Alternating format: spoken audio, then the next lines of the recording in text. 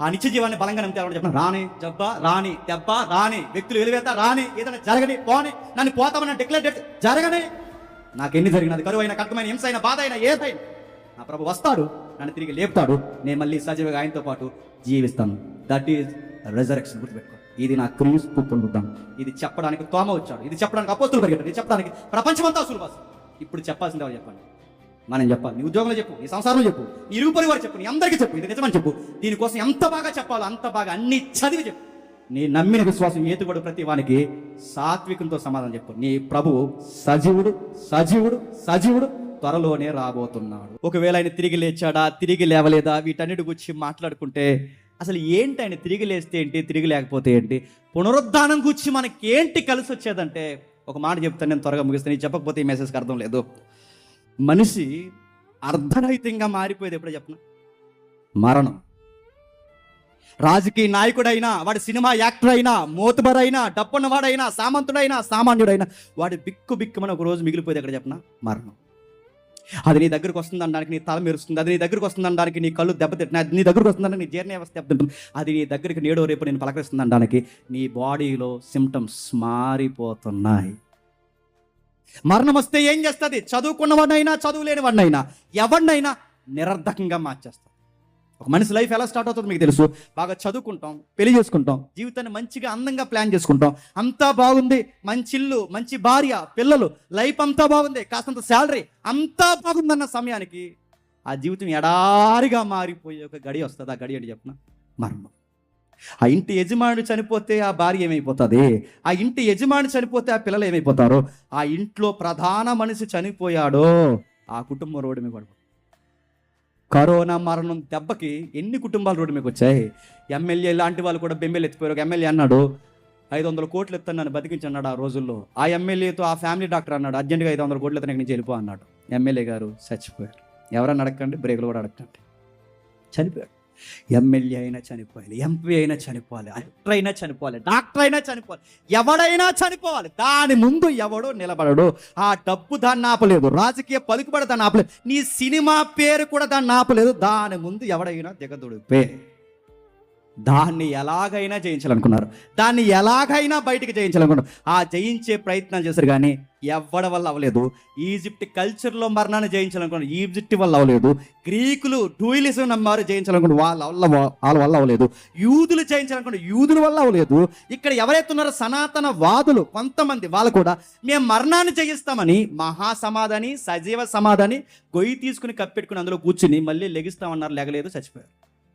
అందరూ ఆశ ఏంటి చెప్పినా తిరిగి లేవాలి, తిరిగి లేవాలి, తిరిగి లేవాలి. కానీ ఎవడు తిరిగి లేవలేదు. కానీ ఏ మతంలో లేనిది, ఎవరికి ఈజిప్టియన్స్ కానీ, గ్రీకులకు కానీ, జూయిస్ కానీ, సనాతన వాదులకు కానీ ఎవరికి లేని ఆధారం మరణం తర్వాత మనం జయించవచ్చనే ఒకే ఒక్క ఆధారం ఎక్కడ ఉంది చెప్పినా క్రైస్తవ విశ్వాసంలో ఉంది. ఎవరికి ఆధారం లేదు. మీరు చూడండి, ఎవరినైనా మీరు చూడండి, మరణం దేన్నైతే చిదివేస్తుందో, ఫ్యామిలీని చిదివేస్తుంది, బతుకుని చిదివేస్తుంది, పెద్దరికాన్ని చిదివేస్తుంది. కానీ ఆ మరణాన్ని చిదిమే గడి ఎక్కడ జరగలేదంటే జరిగిందంటే బైబిల్. ఆ జరిగింది ఎక్కడ తెలుసా? 2000 సంవత్సరాల క్రితం క్రైస్తవ్యంలో జరిగింది. ఆ జరిగించిన వ్యక్తి ప్రభు అయిన యేసుక్రీస్తు. ఆయన తిరిగి లేచాడు. ఆయన తిరిగి లేచాడు కనుక తన శిష్యులకు కనబరుచుకున్నాడు. ఆయన తిరిగి లేస్తే ఏంటంటే, నేను ముగిస్తున్నాను, ఆయన తిరిగి లేస్తే ఏంటంటే ఎందు విశ్వాసముంచిన వారు మరణించినను తిరిగి లేస్తారు. అది మనకు లాభం. నువ్వు డబ్బు సంపాదించినా, పేరు సంపాదించినా, ఎన్ని సంపాదించినా, ఒక్కసారి మంచం పట్టావో దిక్కు దిమానం చూసేవాడు అన్నట్టు గుర్తుపెట్టుకో. నీకు వయసు మళ్ళీ ఓపిక తగ్గిందో నీ కొడుకులు కూతుర్లకే బరువైపోతావు నువ్వు. కానీ మరణంలోనూ మృదువు వచ్చని ఎత్తుకునే ఒక దేవుడు ఉన్నాడు. ఆ దేవుడు నేను తిరిగి లేపుతాన్నాడు. నేను తిరిగి లేపుతానన్నాడు. నాకు ఆధారం ఏంటంటే ఆ దేవుడు అన్నమాట ముందుగా నేను తిరిగి లేచానన్నాడు. ఇది నాకు ఆధారం. ఆయన యందు విశ్వాసం ఉంచితే నేను మరణించినను తిరిగి లేస్తాను. జెనీవా సైంటిస్టులు, అమెరికా స్విట్జర్లాండ్ జెనీవాలో లేదా ఈ పై ప్రదేశాల్లో, ఈ జెనీవా ప్రాంతంలో చాలా మంది సైంటిస్టులు ఏమన్నారంటే, ఈ రాజకీయ నాయకులు, సినిమా యాక్టర్లు అందరూ జాయిన్ అయిపోతున్నారు. వాళ్ళు ముందు కనిపెడతారంటే ఇప్పుడు 60 సంవత్సరాల తర్వాత 20 సంవత్సరాల తర్వాత ఆ ముందు కనిపెట్టి ఆ బాడీకి ఎక్కిస్తానట శవాలు బతికేస్తాయంట. ఎప్పుడు కనిపెడతారంటే ఒక 60-20 సంవత్సరాల తర్వాత కనిపెడతారు. మరి అప్పటి వరకు మేము బతుకున్నాం కదండి అంటే అన్నారు.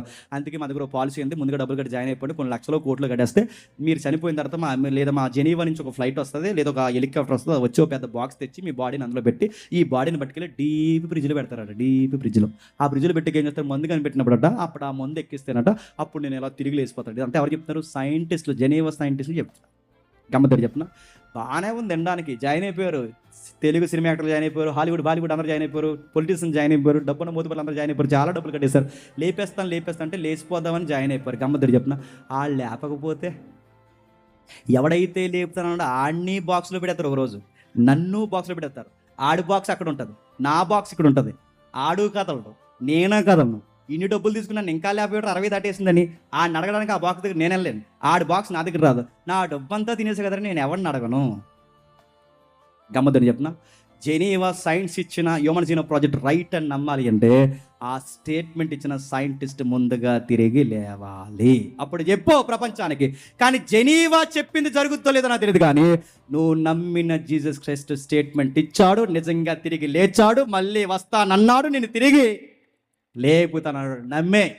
నమ్మే అంతే.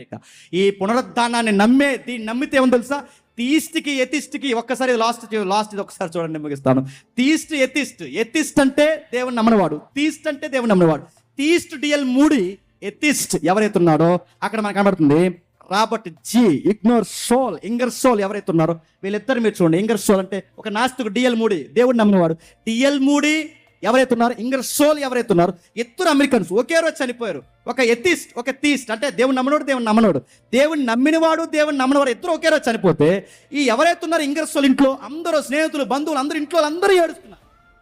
కానీ డిఎల్ మూడి ఇంట్లో ఎవరు ఏడవట్లేదు. ఎందుకు చెప్పినా, డిఎల్ మూడి సువార్త ప్రకటించి చనిపోయాడు. ఇంగర్ సోల్ దేవుడు లేడని చెప్పి చనిపోయాడు. లేడని చెప్పిన వాడు చనిపోతే ఇంట్లో ఉన్న బంధువులు అందరూ ఏడుతున్నారు. దేవుడు ఉన్నాడని చెప్పిన వాడు ఇంట్లో ఎవరు ఏడవట్లేదు. ఎందుకు ఏడవట్లేదు అంటే మా దేవుడు సజీవుడు. మళ్ళీ డిఎల్ మూడిని ఒక రోజు మేము చూస్తామని కుటుంబం అంతా అమెరికా ప్రపంచానికి సాక్ష్యం ఇచ్చింది.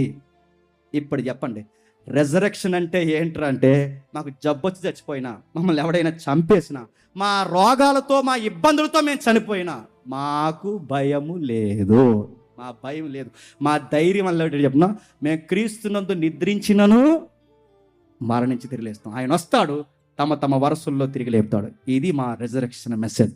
ఇది కాదని ఎవరైనా అనగలరా చెప్పండి? దీన్ని ఎవరైనా వద్దని అనగలరా? అందుకే చావులో ప్రతి ఒక్క వ్యక్తి జీవితం బయటపడిపోద్ది. చావులో సువార్త నమ్మిన వారికి, నమ్మని వారికి ఇక్కడే మనకి తేడా తెలుస్తుంది. నమ్మినవాడు చావును ధైర్యంగా తిరుక్కుంటాడు, నమ్మనివాడు జ్వరం వచ్చిందంటేనే భయపడిపోతాడు. డాక్టర్ గారు అన్నారట, ఒకడు వచ్చావా ఎవరినైనా తీసుకొచ్చావా అనగానే 2 మాసాలు అయిపోయినట్టు వీడికి. ఎవరికి? అన్నీ భయం వీడికి.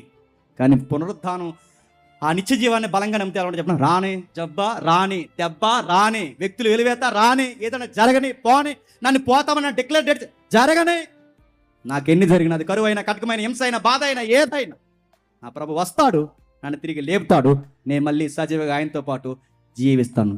That is resurrection. గుర్తుపెట్టుకోండి, ఇది నా క్రీస్తు పునరుద్ధానం. ఇది చెప్పడానికి తోమ వచ్చాడు, ఇది చెప్పడానికి అపోస్తులు పరిగెట్టాడు, ఇది చెప్పడానికి ప్రపంచమంతా అసలు భాష. ఇప్పుడు చెప్పాల్సింది ఎవరు చెప్పండి? మనం చెప్పాలి. నీ ఉద్యోగంలో చెప్పు, నీ సంసారంలో చెప్పు, నీ ఇరుగు పొరుగు వారు చెప్పు, నీ అందరికీ చెప్పు, ఇది నిజమని చెప్పు. దీనికోసం ఎంత బాగా చెప్పాలో అంత బాగా అన్ని చదివి చెప్పు. నీ నమ్మిన విశ్వాసం ఏతుగోడు ప్రతి వానికి సాత్వికంతో సమాధానం చెప్పు. నీ ప్రభువు సజీవుడు సజీవుడు సజీవుడు త్వరలోనే రాబోతున్నాడు. Amen, amen, amen.